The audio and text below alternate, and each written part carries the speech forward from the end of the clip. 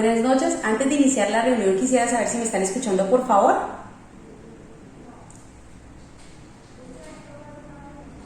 Listo. Bueno, mi nombre es Andrea Carreño de ICC Ingeniería. Somos los distribuidores del programa de CIPE en Colombia y en Latinoamérica. ICC Ingeniería es una empresa que brinda consultoría y capacitación en diferentes áreas de la ingeniería civil, como la parte de estructuras, hidráulica, climatización, entre otros. ¿Sí? En nombre de ICC les quiero dar la bienvenida a esta primera clase de estructuras metálicas liderada por el ingeniero Fabián Camilo Falla.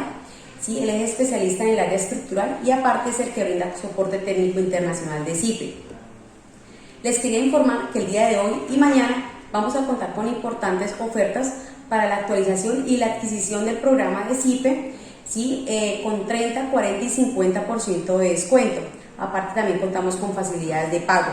A los que estén interesados también en el diplomado es en estructuras metálicas, el diplomado es online, las clases van a ser en vivo, se les va a entregar todo el material de capacitación, talleres, PDFs, videos y doble certificación. ¿Sí? Bueno, para más información se les voy a colocar aquí mi número de teléfono aquí en la parte de abajo. Mi nombre es Andrea Carreño, ahí me van a poder contactar. Quiero pues despedirme, que tengan una excelente noche, que les vaya súper bien en la primera clase. Buenas noches para todos, ¿me escuchan?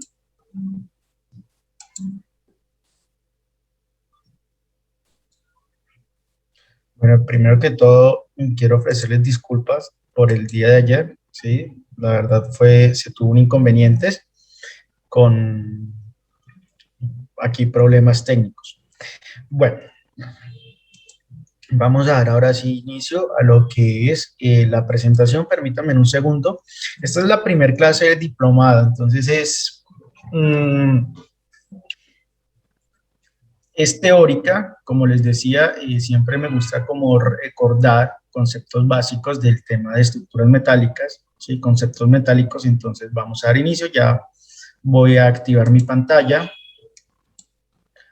Ustedes pueden visualizar la pantalla, ¿verdad? Voy a desactivar la cámara para mejorar fluidez y velocidad. Bueno.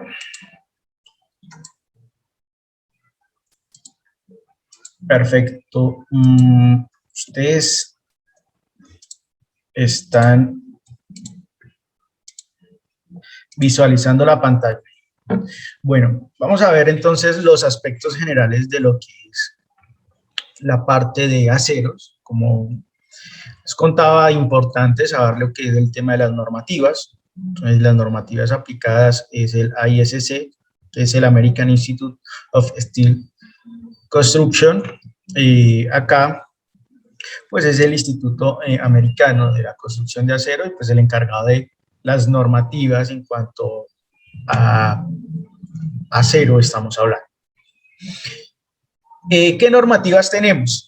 Entonces, normativas tenemos el ISC 360 del 2010 y esto es para edificaciones de acero estructural. Este es lo que corresponde al título F2 de la normativa colombiana. Entonces, F2 es esta norma, ¿sí? Y pues son las especificaciones para el diseño estructural. Si, digamos, muchos estamos familiarizados con el capítulo C. Entonces, si yo comparo mi normativa de acero con la de concreto, digamos, lo que es del C1 más o menos como hasta el C, digámoslo, 2019, ¿sí? Es diseño. Cuando ya hablamos de lo que es el C21 son provisiones sísmicas. Entonces nos pasa lo mismo aquí en lo que es en la parte de acero. Entonces F2 es diseño estructural, ¿sí? Y tenemos la otra normativa que es el ISC 341, que son provisiones sísmicas para edificaciones de acero estructural. Este ISC 341 lo podemos asociar con lo que es el capítulo C21 de concreto. Entonces sabemos que en el C21 encontramos lo que son los criterios de armados por ductilidad. En el ISC 341, pues depende del sistema estructural. Así tenemos requisitos adicionales, ¿sí? Que los llamamos provisiones sísmicas para edificaciones. Entonces, este ISC 341 es el que conocemos nosotros como el F3, el de provisiones sísmicas, el que está en nuestra NS10. Tenemos también otra normativa aplicable, ¿sí? El ISC 358. Este pues nos habla de conexiones precalificadas en pórticos especiales e intermedios a momento. Entonces, cuando nosotros diseñamos la normativa colombiana, pues nos envía a que deben ser conexiones precalificadas. Entonces, les presento la normativa de lo que son conexiones precalificadas. Es este ISC 358. Para cuando hablamos de soldaduras, también ahí tenemos normativas para soldaduras. En este caso, pues es el AWS, que es el American Welding Society, que es el código para soldaduras estructurales. Bueno, igualmente que como nosotros tenemos NTCs, ¿sí? Internacionalmente tenemos las American Society for and Materiales, que son las normativas asociadas a la regulación de ensayos y calidades de materiales, los ASTM. Cuando están diseñando estructuras, ustedes revisan las calidades de los materiales de acero y son bastantes las que se tienen. Entonces, si ustedes recuerdan que acero es ese ASTM A572 o ASTM A36, o los resumimos como A36, pero pues de esta norma internacional ASTM es la que tenemos la calidad de los materiales y es la norma, digamos, con la que podemos compararla aquí en nuestro territorio nacional con las NTCs.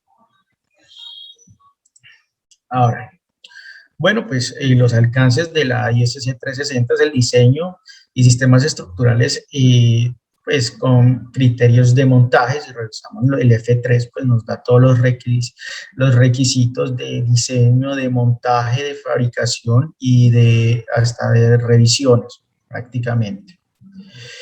Bueno, como estamos hablando de estructuras metálicas, ¿sí? En estructuras metálicas el componente es el acero, ¿sí? Pues, ¿qué es el acero? El acero sabemos que es la combinación entre hierro y carbono. Estos son prácticamente los materiales esenciales que tenemos para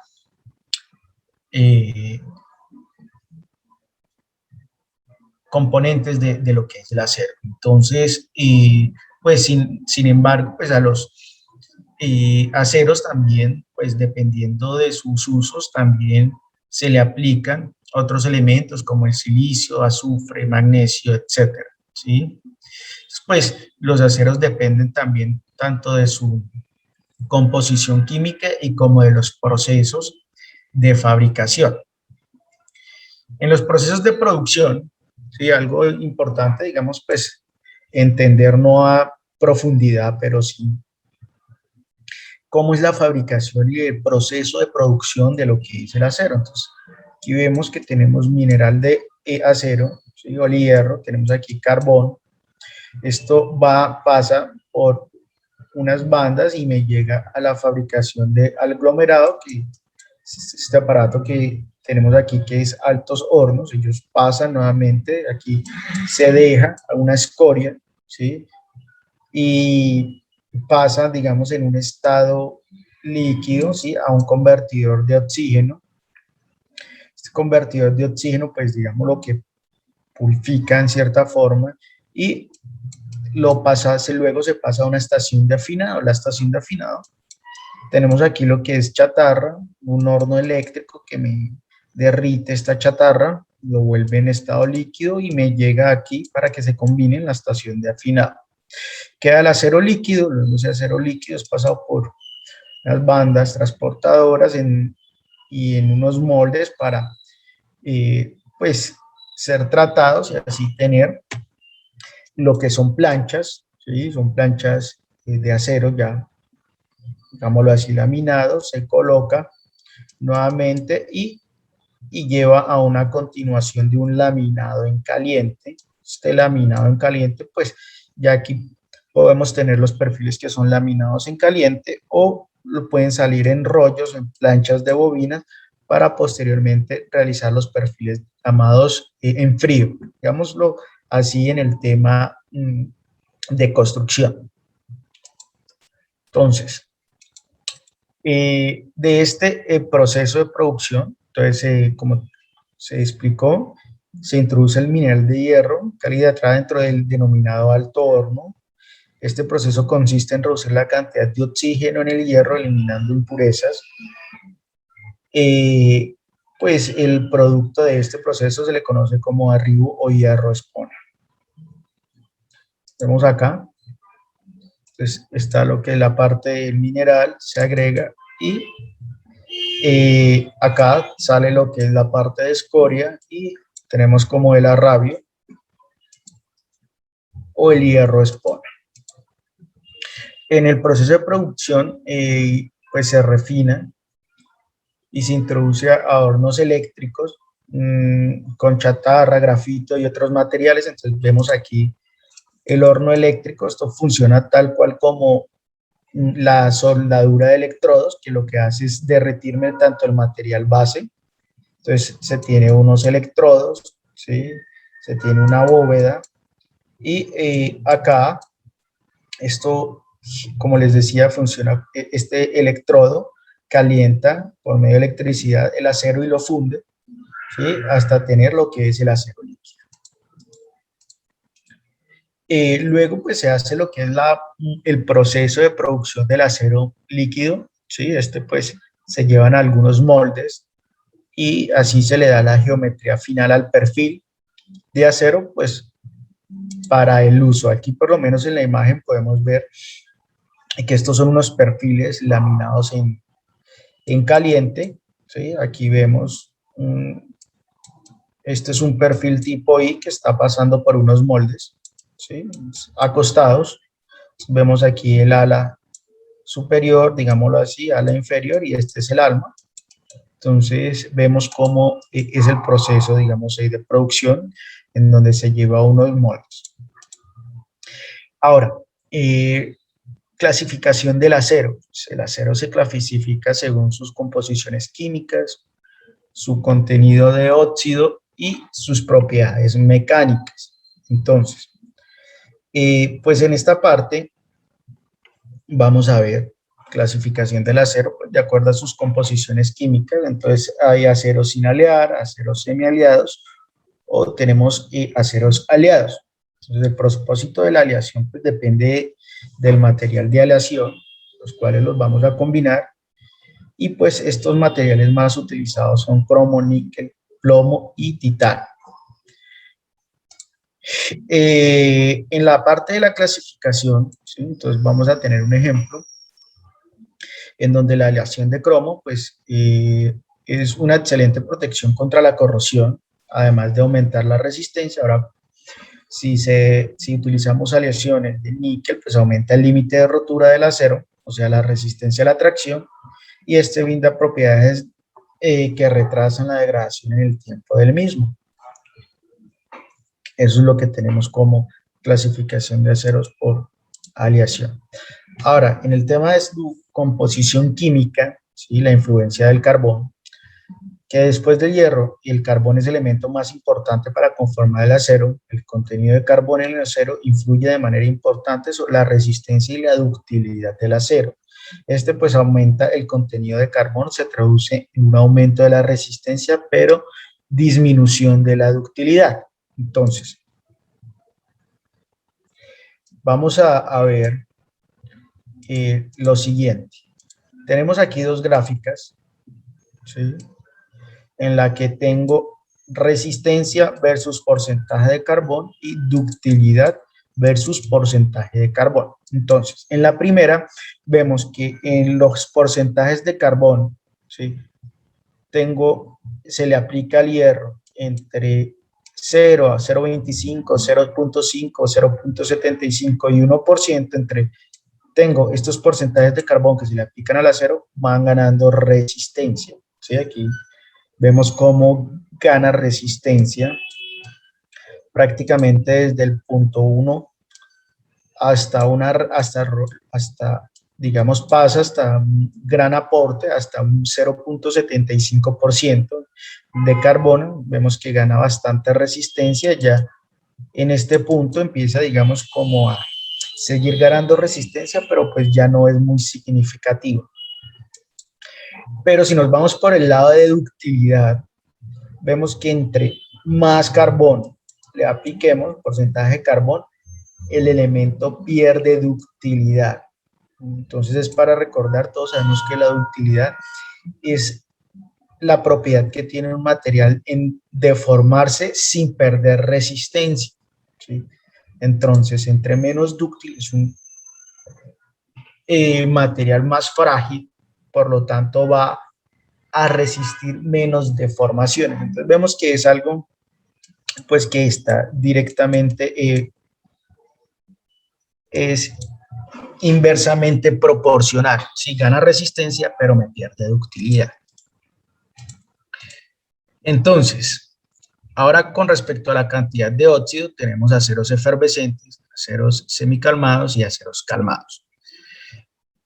Pues cada uno de estos depende del proceso de desoxidación al que son sometidos, ¿sí? Entonces, lo cual la desoxidación débiles son para efervescentes, el acero líquido presenta segregaciones de impurezas, mientras que aquellos aceros completamente desoxidados son aceros calmados y presentan propiedades mecánicas excelentes. Entre las propiedades mecánicas, entonces, las propiedades mecánicas del acero pues depende de las clasificaciones anteriores, dulces, comunes, de altas resistencias o especiales. En este caso, ¿sí? Los aceros con bajo contenido de carbono, que van entre el 0,12% y 0,6%, son denominados como aceros dulces. Mientras que aquellos con alto contenido de carbono, entre el 1% y 1,7%, poseen tipos de aleaciones y son denominados aceros de alta resistencia. Pero pues igualmente ya se tienen también lo que son aceros especiales, ¿sí? Que son hechos pues para necesidades especiales, por lo menos un motor de un vehículo, por lo menos cuando deseen hacer un transbordador espacial, ahí ya vamos a tener lo que son aceros especiales. En temas de propiedades mecánicas, tenemos algo que es el peso específico del acero, ¿sí? Tenemos que 7.850 kilogramos metro cúbico. Tenemos un módulo de elasticidad de 29.000 KSI o 38.901.781 kilogramos centímetro cuadrado. Tenemos un módulo de corte, ¿sí? Un G, que depende del módulo de elasticidad y sobre el coeficiente de Poisson.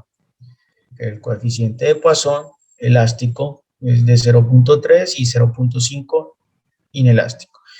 Y se tiene un coeficiente de dilatación térmica de 11,7 por 10 a la menos 6 grados centígrados. Entonces, estas son las propiedades mecánicas que se tienen del acero. Bueno, ahora, clasificación de los aceros y propiedades mecánicas. Entonces, en el tema de acero, ¿sí? Si yo lo comparo con el concreto, nosotros podemos pedir en planta, necesito un concreto de 2.500, de 3.000 PSI, de 3.500, 4.000, y pues es muy fácil, digamos, el tema de fabricación pedir la resistencia, ¿sí? Propiedad mecánica del concreto. Es más, lo podemos hacer en obra, pero para lo que es la parte de los aceros, pues ya se me vuelven un poco más complejo, ¿sí? Por eso, entonces, se tiene lo que son las designaciones ASTM en cuestión de propiedades de acero. Entonces, cuando encontramos los materiales, ¿sí? Es muy importante tener en cuenta qué perfiles me traen esos materiales. Entonces, aquí, pues, digamos que son las propiedades más comunes, las que están en azul. Entonces, vemos los tipos de acero, en este caso, baja aleación, alta resistencia.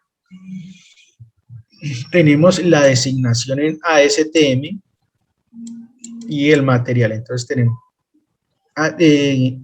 aceros ASTM A572 grados 42, grados 50, grados 55, grados 60 y grados 65.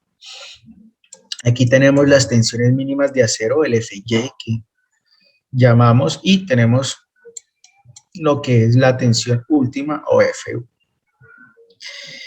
En este caso también tenemos aceros ASTM A618, grado 1 y 2, grado 3, aceros ASTM A913 con 913 50, 60, 65 y 70.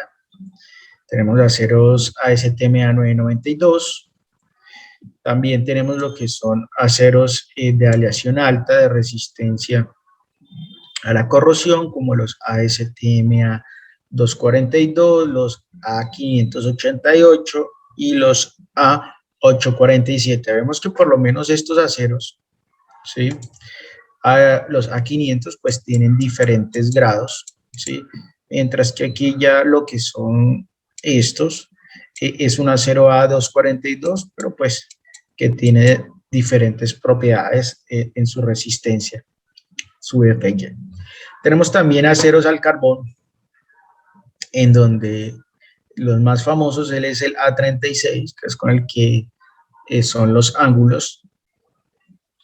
Tenemos el A53 grado B y tenemos ASTM A500 grado B y grado C. Estos generalmente son los perfiles que tubos estructurales. ¿Sí? Digamos, generalmente cuando revisamos fichas técnicas de Colmena, ellos utilizan este grado C, ASTM A500 grado B y grado C para sus perfiles estructurales, y en las fichas técnicas pues depende también de los espesores que se tengan. Entonces así utilizan un grado B, un grado C. De esa forma, así mismo son las resistencias que se tienen. Tenemos A501 grado A, grado B, y A529 grado 50 y grado 55. Entonces es muy importante saber las propiedades mecánicas para así mismo clasificar los aceros. Lo he visto en revisiones que se utilizan, aceros por lo menos para perfiles tipo I. Lo normal es encontrar aceros a STM A572 grado 50, pero los he visto en diseños estructurales en donde dicen que tiene una clasificación de A36, ¿sí?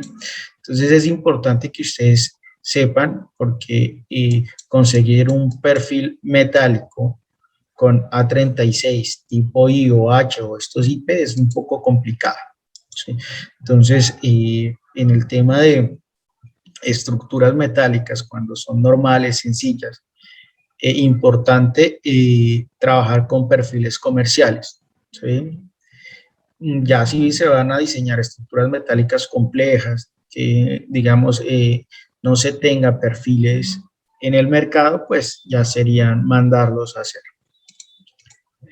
Bueno, entonces vamos a recordar algo, ¿sí? Sobre la ley de Hooke, ¿sí? Conocida como la proporcionalidad, en la cual enuncia que las deformaciones del material en el rango elástico son proporcionales pues a las tensiones. Entonces tenemos que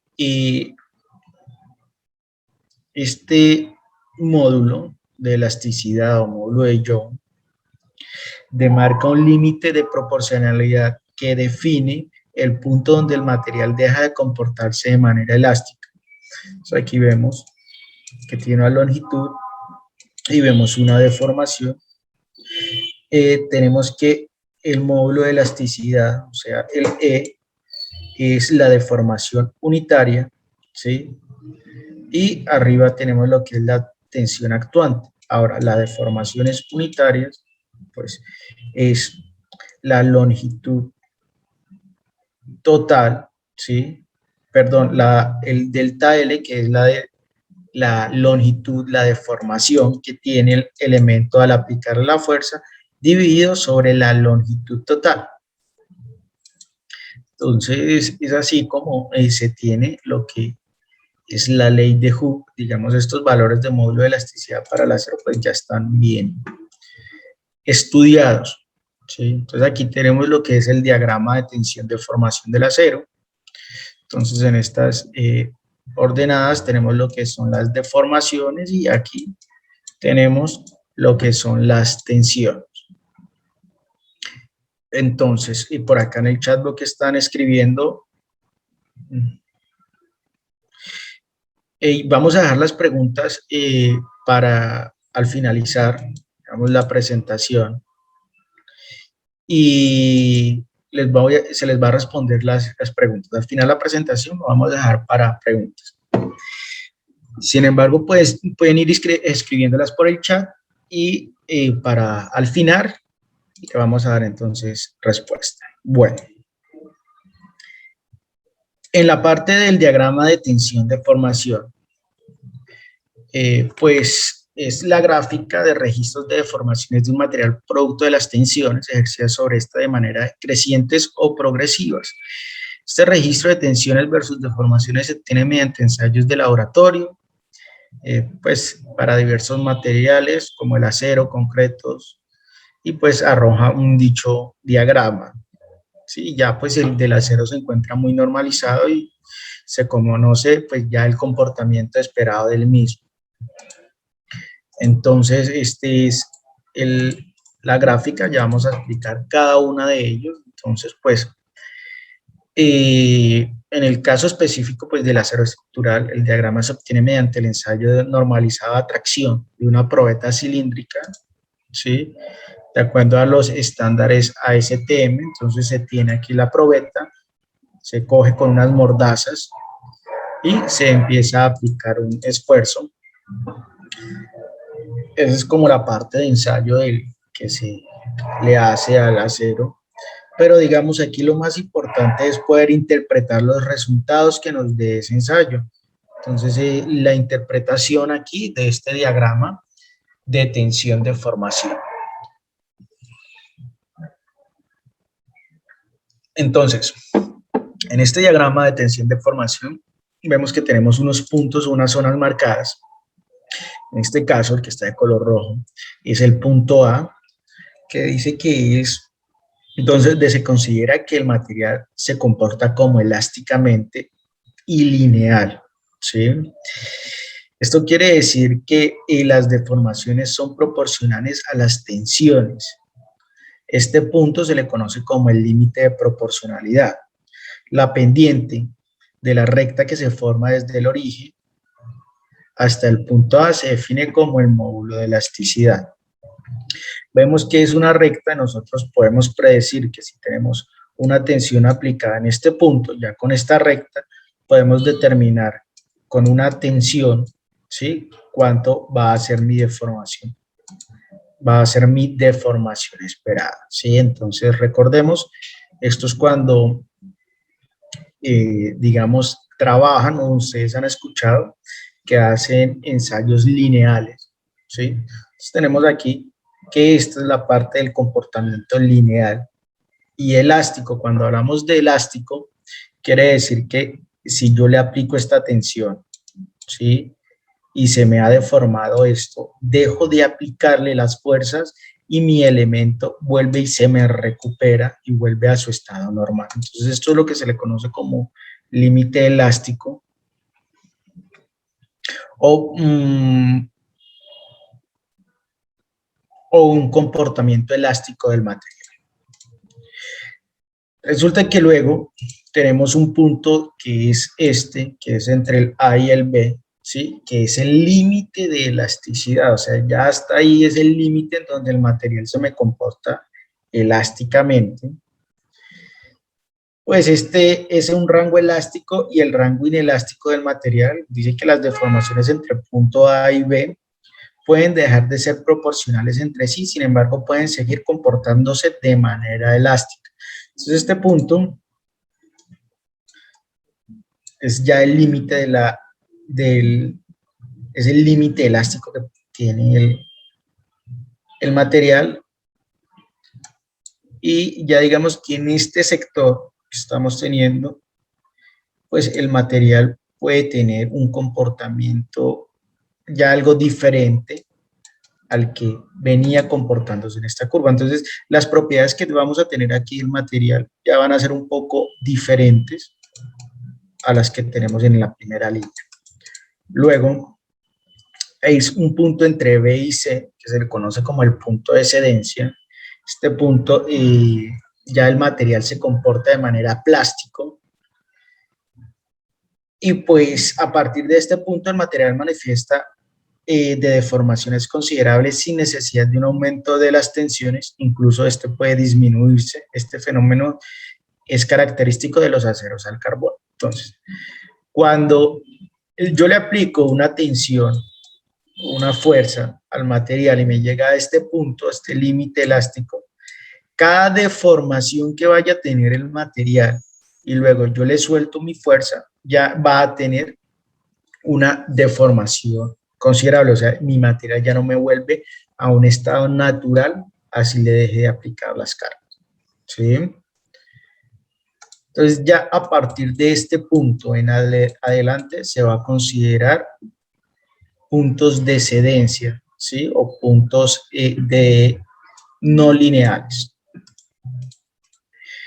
Vemos que tenemos aquí el punto C, ¿sí? Ya en este punto el material no puede recuperar las deformaciones totales generadas, por lo que existirían deformaciones remanentes o permanentes, las cuales pueden visualizarse en las líneas discontinuas del acero. Estas deformaciones remanentes en el punto de excedencia corresponden al punto 0.02 o el 0.2% en términos de deformaciones unitarias. Luego, pues, tenemos la llegada aquí de un punto D. Este punto es un punto de estabilización que tiene el material, ¿sí? Donde aumenta considerablemente las deformaciones plásticas mientras las tensiones fluctúan. Entonces, digamos que el material, cada vez que le estoy aplicando una carga, vemos aquí que no es un aumento total de las cargas, sino que es una carga constante. Vemos que el material empieza a reacomodarse, ¿sí? Y empieza a tener unas mayores deformaciones. Cuando vemos el punto D al C, ¿sí?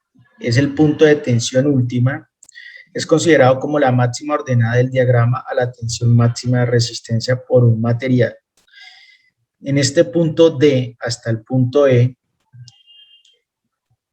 las tensiones y deformaciones aumentan, aunque no de manera proporcional, debido a que el material se encuentra en el rango inelástico. ¿Qué quiere decir?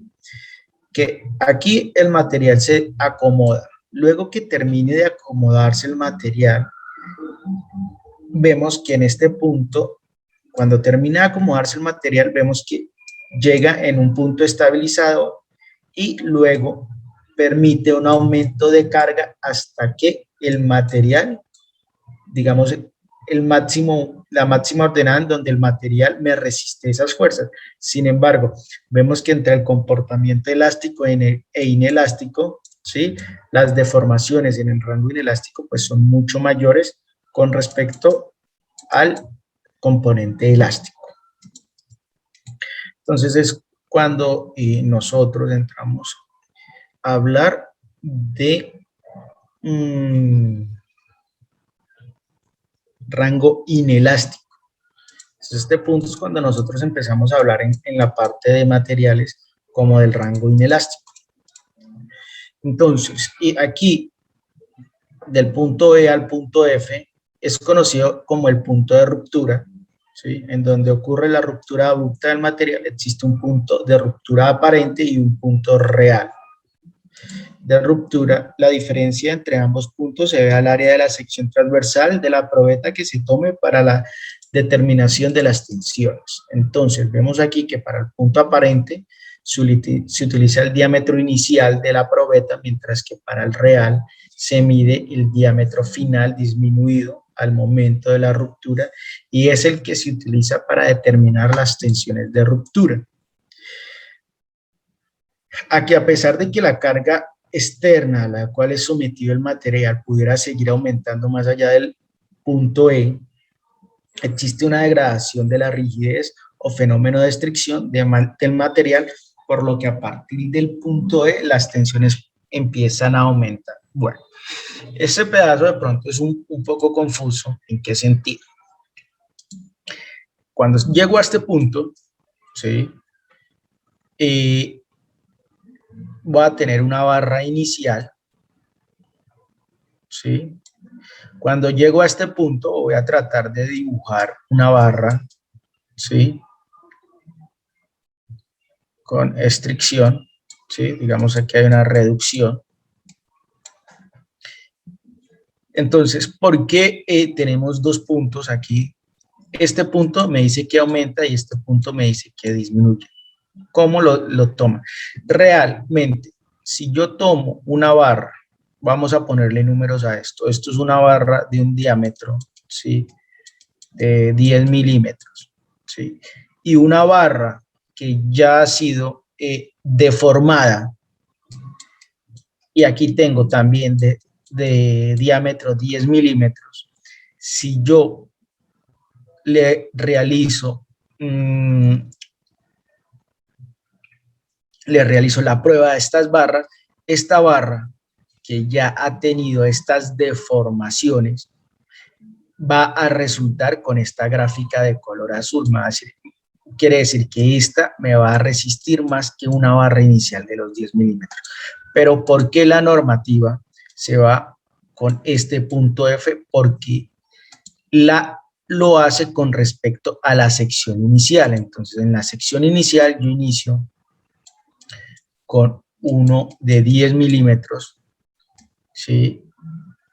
Y ya la resistencia total en este punto, pues estos 10 milímetros, voy a poner ejemplo, me quedan en 5 milímetros. Entonces, la resistencia la hacen con respecto a el diámetro inicial.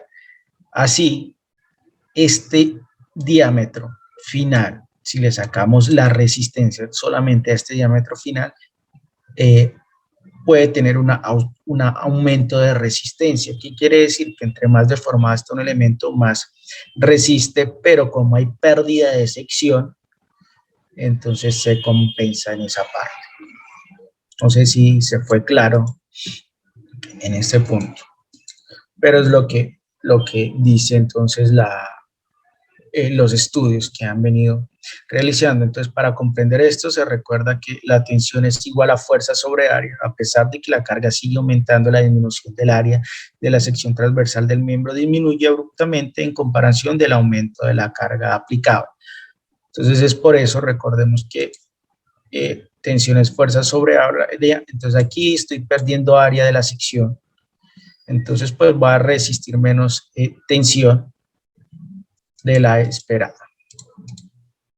Entonces aquí vemos el diagrama de tensiones deformaciones y vemos el fenómeno de estricción. Aquí es donde el material empieza como a acomodarse, luego llega hasta un punto de F máximo, que es este F máximo, y pues ya aquí llega al punto de ruptura. Y bueno, ahora vamos a recordar, ¿sí?, concepto de ductilidad y fragilidad.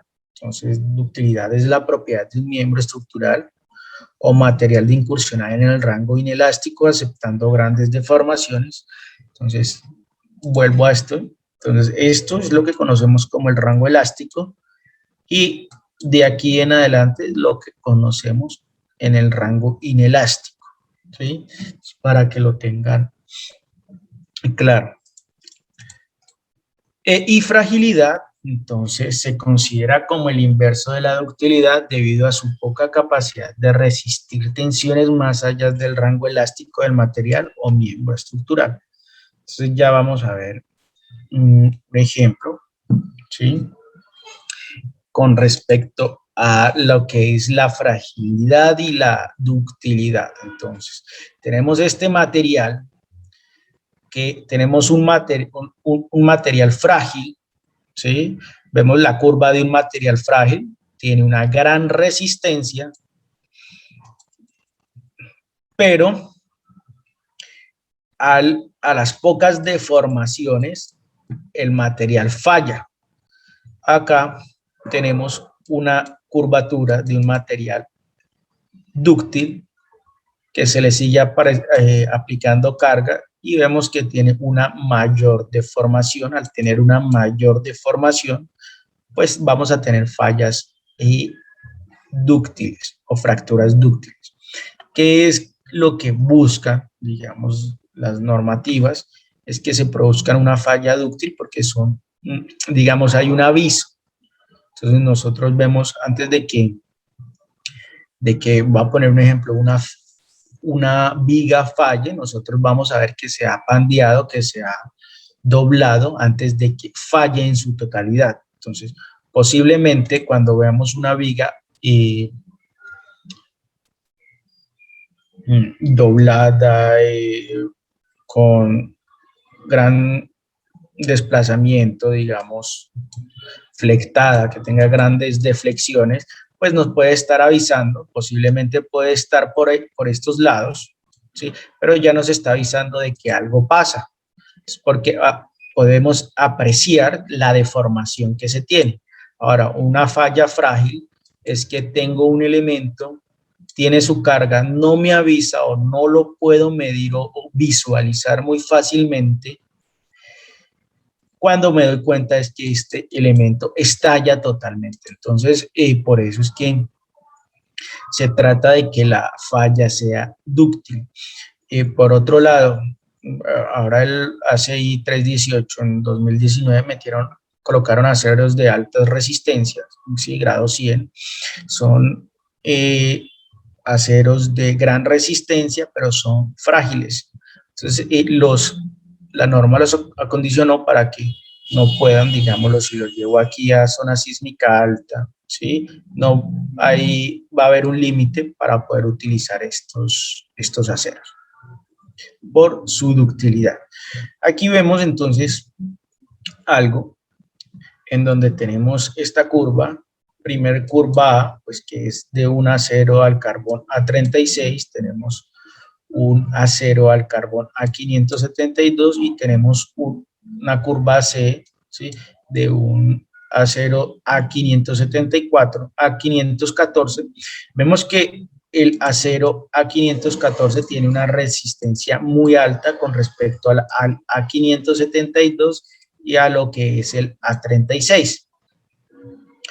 Pero vemos que el acero A514 es más frágil con respecto a mis otros dos aceros de acá abajo, sobre el A572 y A36, porque me permite menos deformaciones. Estos aceros que tenemos acá, tanto el A como el B, me permite una mayor deformación. Se puede decir que es casi el doble de la deformación que se puede permitir en estos aceros con respecto a uno de alta resistencia. Entonces, ese es como el concepto que se debe tener entre ductilidad y fragilidad. Entonces, por lo tanto, el acero A572 es más resistente que el A36 y A572, pero el acero A572 y A36 son mucho más dúctil que el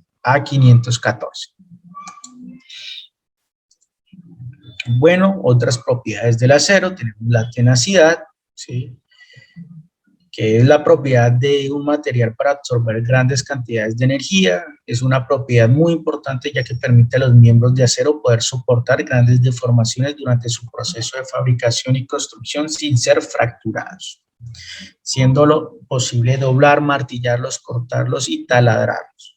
Eso es lo que entendemos por tenacidad, y dureza es la propiedad que mide la capacidad de resistencia que ofrecen los materiales al proceso de abrasión, desgaste, penetración o de rayado. Antes, ¿cómo se medía la dureza? Se cogían dos materiales y el que rayara uno al otro se decía que el material A es más duro que el B. Entonces, así era que se medía la dureza. Y la resistencia al desgarro se define como la resistencia a la aparición de fisuras en piezas soldadas sometidas a tensiones de tracción en dirección perpendicular a su superficie. Otras propiedades del acero, pues tenemos la soldabilidad, ¿sí?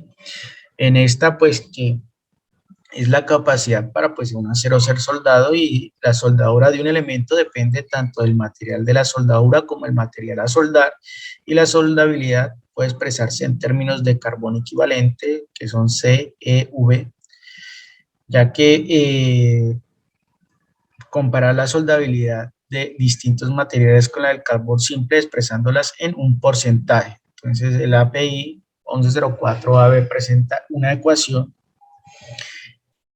y pues esta ecuación, ¿sí?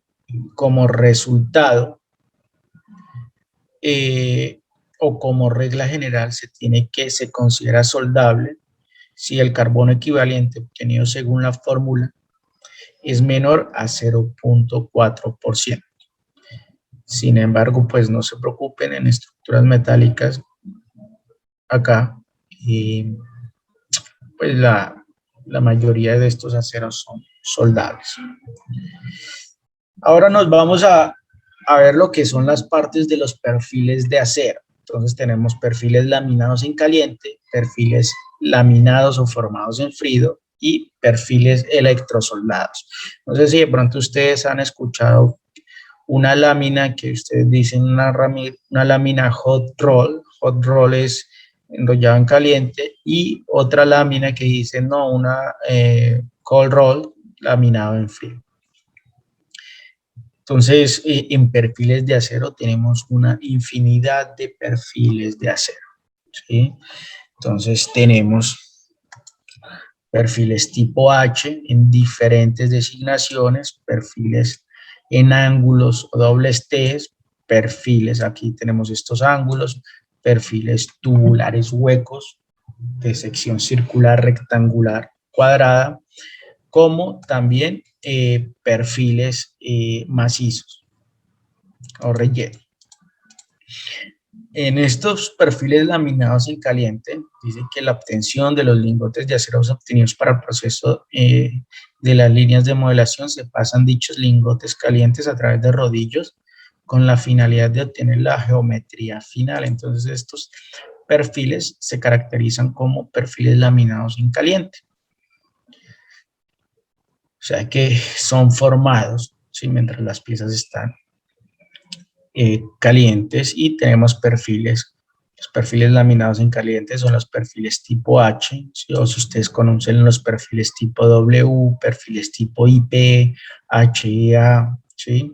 Tenemos diferentes perfiles. Tenemos también los perfiles en canales o en U, y tenemos también los perfiles en ángulos. Estos son perfiles laminados en caliente. Y nos vamos ahora con los perfiles de aceros. Entonces tenemos perfiles formados en frío, ¿sí? Estos se obtienen a partir del doblez posterior de una lámina de acero ya enfriada. Son perfiles que presentan una susceptibilidad al pandeo debido a sus espesores tan delgados. Entonces, no sé si ustedes han escuchado perfiles de lámina delgada. Estos perfiles de lámina delgada por lo general son perfiles laminados en frío. Entonces tenemos perfiles tipo C, perfiles tipo Z y variantes en formas necesarias. Entonces vemos estos perfiles de correas de cubiertas en C, estos perfiles en Z, ¿sí? Y tenemos cualquier otra combinación de estos perfiles. Y si ustedes revisan las fichas técnicas de los perfiles, ¿sí? Colmena, Sesco, estos perfiles tienen unas propiedades diferentes a estos otros perfiles. Ahora tenemos perfiles electrosoldados, también conocidos como perfiles armados. Se obtienen a partir del soldado de múltiples planchas metálicas con la finalidad de aumentar las eficiencias y utilidades de una sección en zonas determinadas. Este tipo de perfiles son muy comunes, usados para el diseño de puentes o secciones muy grandes.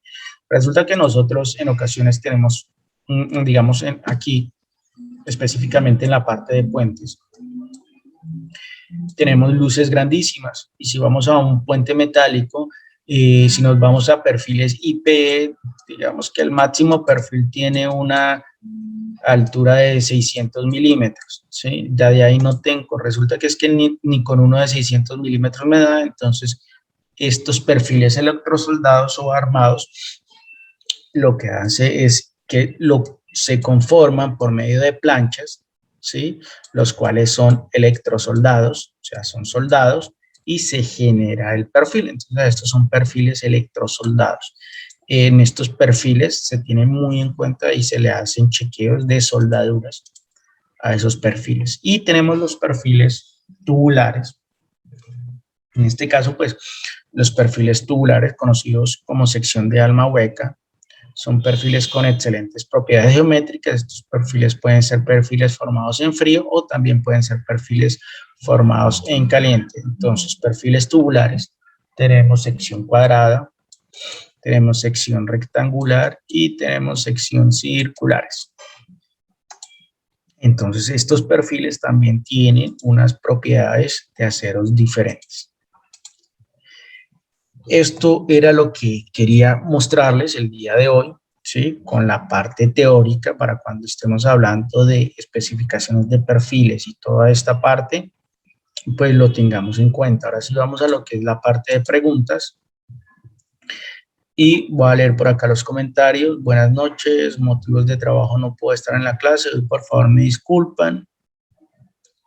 Por acá dice que acero es el tubular, el redondo y el monte. Acero al carbón es menos resistente, pero más dúctiles. Sí, generalmente pues lo que se controla es el porcentaje de carbón para volver estos aceros dúctiles. Entonces, los tubulares simplemente es revisar las fichas técnicas de los perfiles que vamos a utilizar y así pues sabemos cuál es la resistencia que se tiene. Dicen que si es posible que la casa de grabadas sea enviada. Las personas que se inscriban al diplomado se les dará acceso a la plataforma y en ella quedarán grabadas todas las sesiones para que la vean posteriormente, o de pronto si no han podido entrar a una clase, ya queda grabada y la pueden visualizar. Entonces, esta es para las personas que se inscriban. Esta primera clase pues es gratuita, pero sí quedan todas grabadas y tienen ustedes acceso a la plataforma.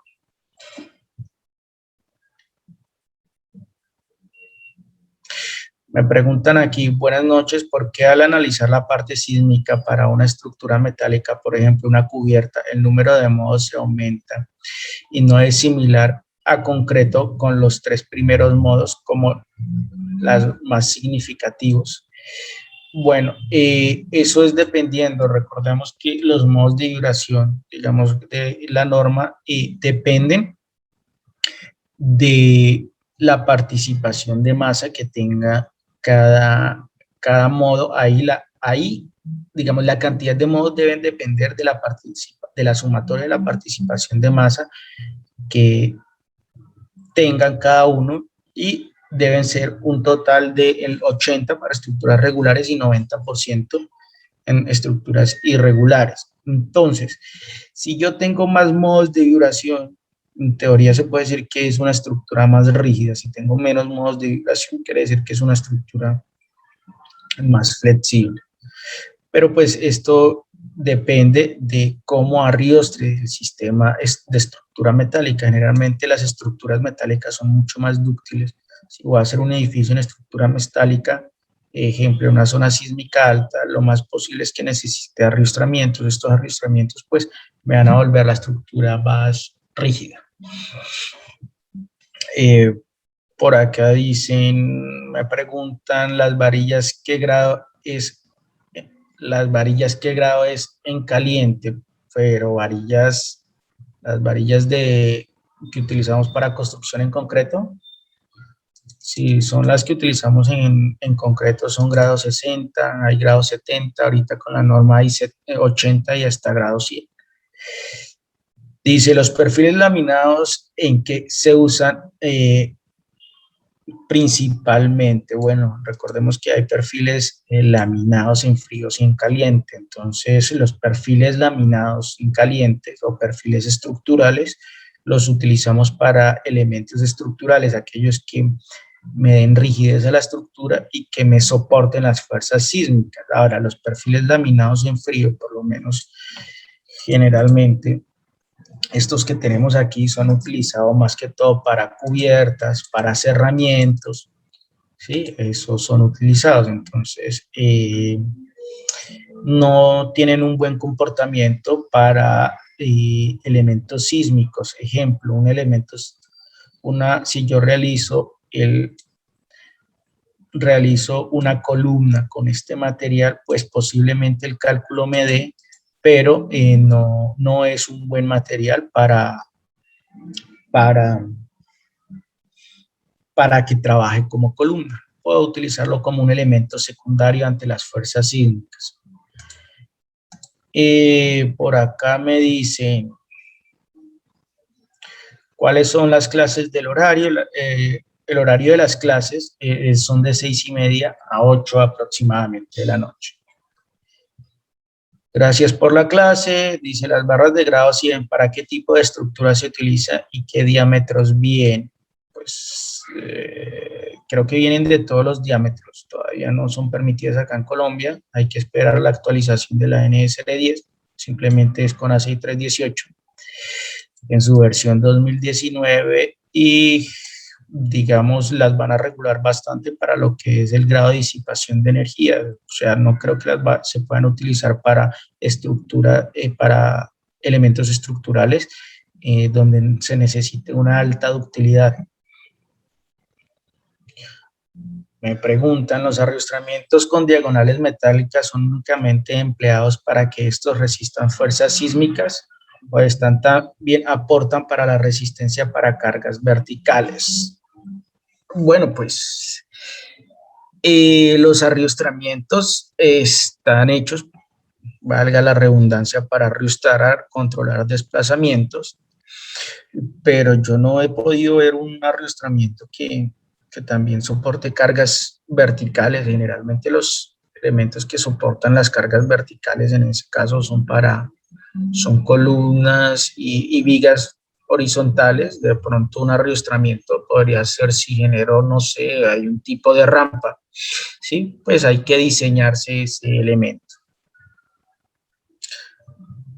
Me preguntan que cuántas clases son 10 clases. En las clases vamos a modelar y evaluar en CIPE 3D, así es. Esta es solamente la primera clase teórica y nosotros vamos a realizar los ejercicios en lo que es el programa CIPE 3D. En estructuras metálicas el programa maneja el diafragma rígido como en concreto y se le da la opción de manejar el diafragma rígido en la parte de estructuras metálicas.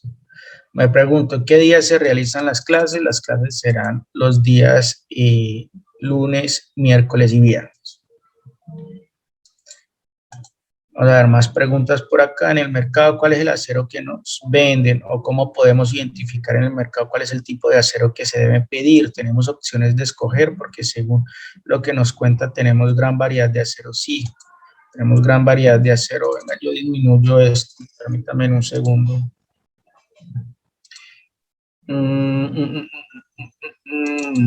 Por lo menos aquí es importante que cuando estemos diseñando, ¿sí? Saber qué es lo que voy a utilizar. Por lo menos aquí no es que le esté haciendo propaganda con MENA, pero si voy a diseñar con perfiles estructurales tubulares, aquí me dice que es un ASTM A500. En ese ASTM A500 me voy a lo que es la parte de las propiedades. Y tenemos aquí, ¿sí? Y me dice que los esfuerzos de fluencia de FY para perfiles redondos es 3.241 y para cuadrados y rectangulares es 3.522. Tenemos un FU que para redondos es 4.348 y para cuadrados y rectangulares 4.368, ¿sí? Entonces hay que tener importante cuidado. Por acá entonces tenemos ya lo que son los perfiles y hay que revisar siempre las notas porque en las notas pues dicen que los tubos de espesores de 1.5 se suministran en grado B y el y el esfuerzo de fluencia del grado B tiene un FY de 2.953. ¿Sí?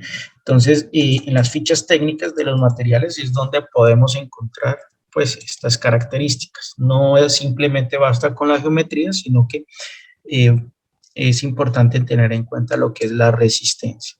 A mí en muchas ocasiones me llegan diseños en donde utilizan un perfil de estos y dejan el material por defecto que trae el programa y resulta que no me corresponde a un perfil del mercado. Realmente no creo que para un polideportivo manden a hacer perfiles con acero A36. Por acá me preguntan,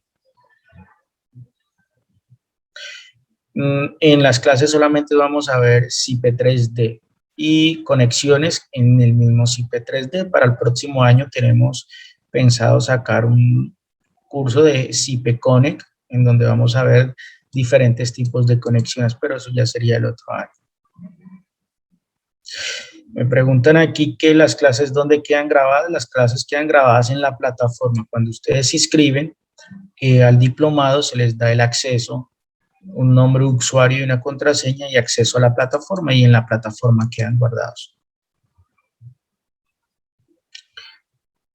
¿Cuál es la cantidad de horas del diplomado? Pues vamos a tener 10 clases de hora y media, ¿sí? En el diplomado se van a dejar unos trabajos, pues para que, unos trabajos y entrega final de un proyecto.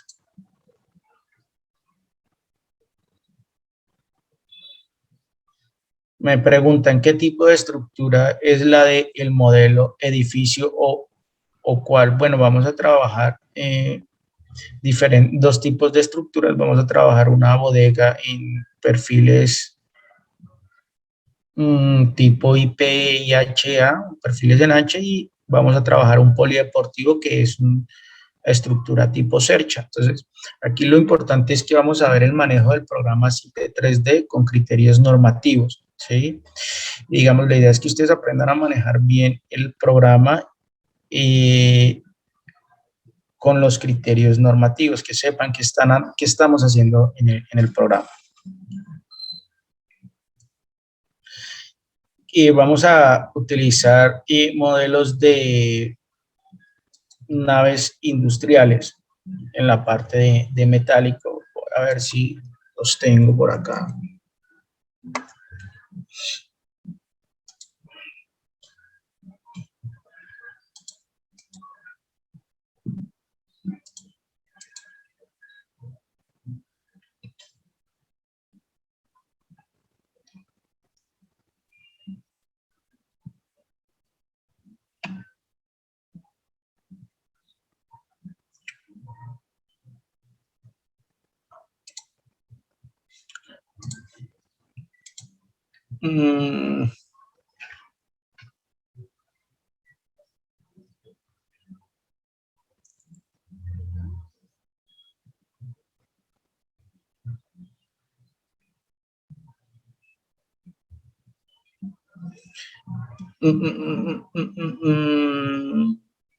Vamos a hacer una nave industrial.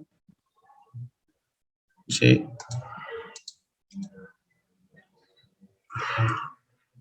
Digamos algo por el estilo.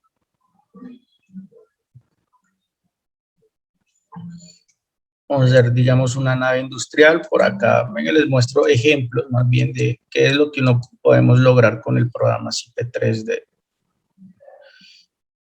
Por lo menos podemos lograr proyectos como estos.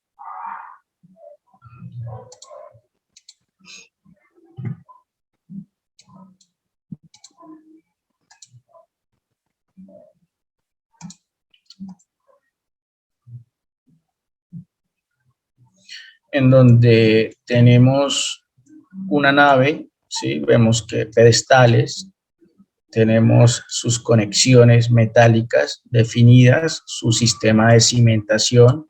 Vemos que con el programa SIPE podemos definir lo que son los muertos o, sí, el diseño de la cimentación de muertos. y podemos definir uniones soldadas y podemos tener uniones atornilladas con el mismo programa y podemos validar el cálculo de cada uno de ellos. Entonces, digamos, este es un ejemplo de una bodega, ¿sí? De un proyecto real para que podemos trabajar acá en SIPE 3D. ¿Qué otros ejemplos, digámoslo así, se pueden realizar? O sea, la idea es hacer dos naves industriales y hacer una nave industrial y hacer un polideportivo, ¿sí? Y ¿qué otro podemos realizar? Por acá hay algo muy pequeño, ¿sí? Digamos un viaducto, también lo podemos realizar con el programa SIPE 3D, ¿sí? Esto es un viaducto pequeño. Entonces podemos realizar también con el programa SIPE 3D viaductos. Venga a ver qué otros acá se tienen.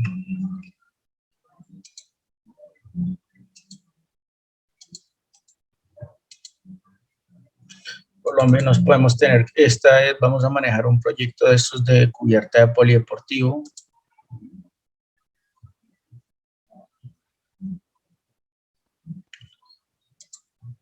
Sí, acá vamos a ver,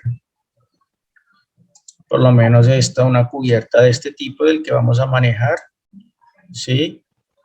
En donde vamos a definir, vemos aquí que tenemos arrastramientos y vamos a ver el comportamiento de una estructura de estas en el programa SIPE 3D.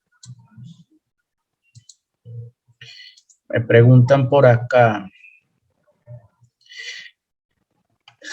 ¿qué normas vamos a utilizar? Vamos a utilizar las sísmicas para la NSR 10 y en la parte de diseño pues vamos a utilizar normativa americana, pero pues en la parte de normativa americana se les va a dar los indicios de que es prácticamente lo mismo en el diseño que nos da el título F. Vemos que son los mismos artículos, lo mismo que nos dice, porque nuestra normativa americana, nuestra normativa colombiana de acero, pues viene de la americana. Es prácticamente lo mismo. ¿Habrán muchas matemáticas? No, aquí me preguntan que si habrá muchas matemáticas. Soy arquitecto, pero me interesa mucho el tema y tengo experiencia en Revit. No va a haber muchas matemáticas, como les indico aquí. Yo no les voy a enseñar a calcular la fuerza axial o la resistencia de un elemento. Aquí lo que vamos a ver es el diseño con el programa y de cómo interactuar con el programa y de realizar los diseños de una nave industrial y de un polideportivo con sus conexiones y con sus cimentación. El programa diseña conexiones, sí, el programa también diseña conexiones. Requiero diseñar la estructura para una fachada flotante. ¿Es posible? Sí, con SIPE 3D es posible el diseño de fachadas flotantes. El perfil redondo es el mismo PT, no, sí, perfil tubular, PT es perfil tubular estructural. El método de análisis de la estructura metálica, ¿cuál se dará? El método de análisis o de diseño. El método de análisis es dinámico, modal espectral o estático, podría ser, pero el del diseño estructural es por el LRFD.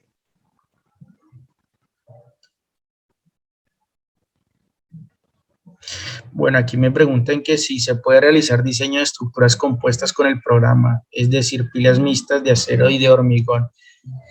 El programa permite realizar el diseño de estructuras mixtas o compuestas, como lo que son las que está planteando, pero no las vamos a ver en este curso. Pero sí lo que es el programa SIPE 3D y SIPE CAD permiten realizar estructuras compuestas.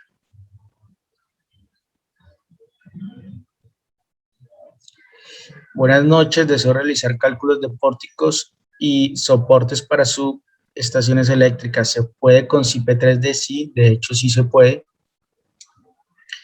Sí se puede realizar tanto con SIPE 3D y digamos, pórticos y subestaciones eléctricas, digamos, la caja de la subestación eléctrica o la estructura, se puede también hacer en CIPCAD.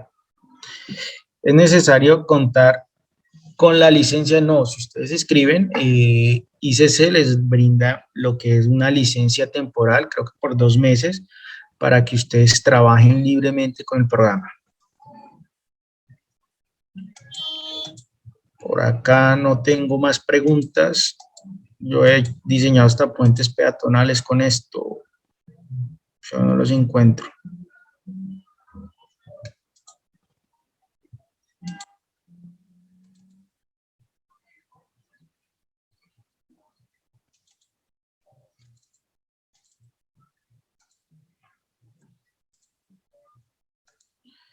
Con CIPE 3D podemos hacer grandes cosas. Les voy a mostrar un puente peatonal que se hizo.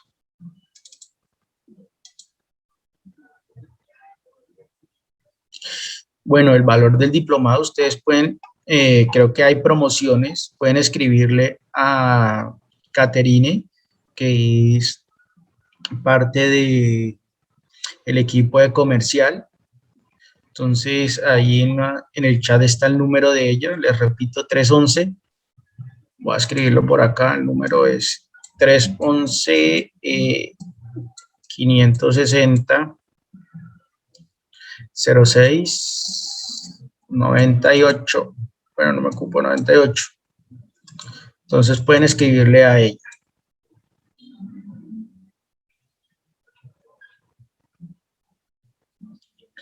Así es, esa es la cantidad de horas. Mira, aquí vemos un puente peatonal que se hizo con el programa CIPE 3D. Es un puente de 50 metros colgante y se desarrolló con el programa CIPE 3D. Vemos acá el desarrollo del puente. Lo podemos ver pues, en sus diferentes vistas. Entonces, CIPE 3D es un programa que debemos saber utilizarlo y que nos sirve para bastantes estructuras. Me dicen aquí que qué diferencia hay entre CIPECAD y CIPE 3D. CIPECAD es más para edificaciones y CIPE 3D son para estructuras especiales. Sí, es más libre para estructuras especiales. A mí siempre los comparo con esto. Pongamos, el CIPE 3D es un tipo SAP 2000 y el CIPECAD es un estilo de TAPS. Entonces, como esa diferencia. No sé si tenemos más preguntas. Los horarios del diplomado son lunes, miércoles y viernes de 6:30 a 8 de la noche.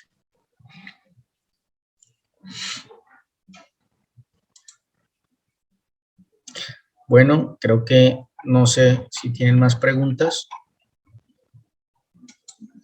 Creo que no, entonces, y pues los invito a que se inscriban y nos vemos la próxima clase. Entonces, pues que Dios los bendiga a todos ustedes.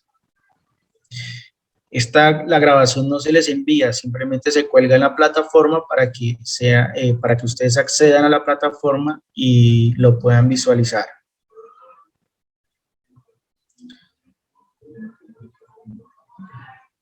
Me preguntan que si con CIPECAD se hacen estructuras mecánicas. Con CIPECAD no puedo hacer un motor, no. Estructuras mecánicas creo que no.